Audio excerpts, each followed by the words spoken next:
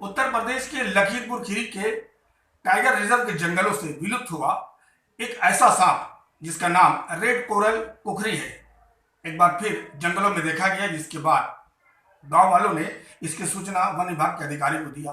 वहीं मौके पर पहुंचे वन अधिकारियों ने सांप को अपने कब्जे में लेने के बाद जंगलों में छोड़ दिया है।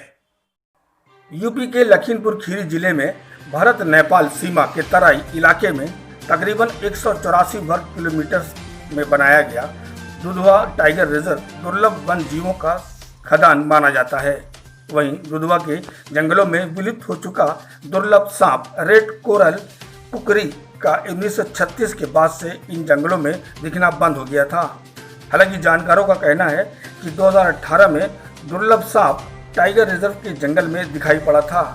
वहीं अब 2020 में एक बार फिर दुर्लभ सांप कुकरी दिखाई पड़ने से वन विभाग के अधिकारियों में खासी खुशी का माहौल है। बताया जा रहा है कि दुधवा राष्ट्रीय उद्यान में हो रही लगातार बारिश के बीच कर्मचारी के घर के अंदर दुर्लभ प्रजाति का रेड कोरल कुकरी सांप बैठा दिखाई पड़ा, जिसकी सूचना वन विभाग के अधिकारियों को दिया गया।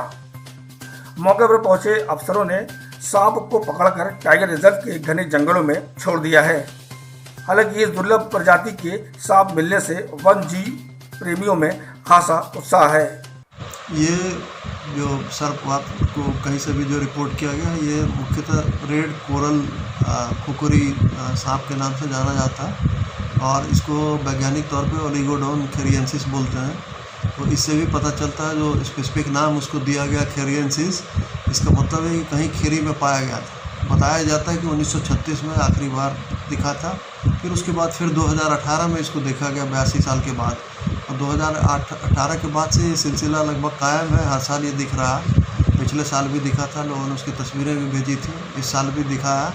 और ये मैं आपके माध्यम से जनता से ये अपील करना चाहूँगा कि ये जो सांप है ये बिल्कुल ही किसी भी प्रकार से आपको कोई नुकसान पहुँचाने की स्थिति में नहीं है, जहरीला सांप नहीं है।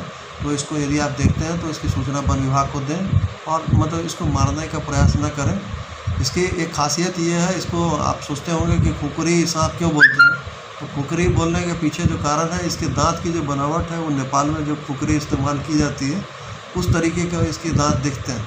और ये मुख्यतः इसका जो आहार है वो कीड़े मकोड़े कीट पतंगे, इस तरह की जो चीज़ें छोटे जो ऐसे होते हैं रेप्टाइल्स, उनको खाने का काम करता है। तो ये किसी भी प्रकार से जो है जहरीला नहीं है। और ये अच्छी चीज़ है कि दुधवा में कुछ ऐसी चीज़ें दिख रही हैं जो पूर्व में नहीं दिख रही थी।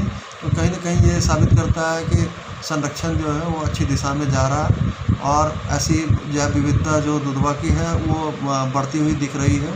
ये ऐसा नहीं है कि पहले नहीं रहा होगा लेकिन लोगों की नज़र नहीं पड़ी होगी, ऐसा लगता है। परंतु ये है कि इसको देखा जाना एक सुखद पहलू है। और दुधवा में आप जैसे जानते हैं कि और भी जैव विविधताएँ दिखती रही हैं हमेशा। अभी हाल ही में एक ओलिव ये जो ऑर्किड है वो भी दिखा है यहाँ पे, जो ग्राउंड ऑर्किड है। तो दुधवा की जैव विविधता का इससे परिचय मिलता है। वहीं टाइगर रिजर्व के फील्ड ऑफिसर का कहना है कि कुकरी सांप लाल रंग का हो, जो रेड कोरल कुकरी के नाम से जाना जाता है।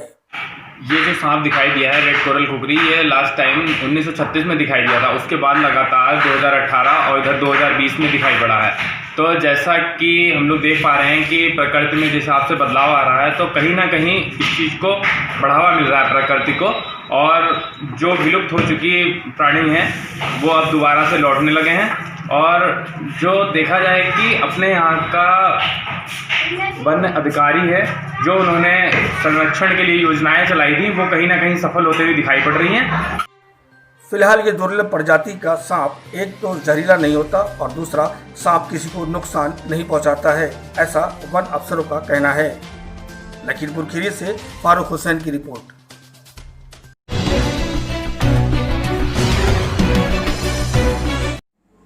आप देख रहे हैं लाइव न्यूज़ 24x7, आपका शहर आपकी खबर।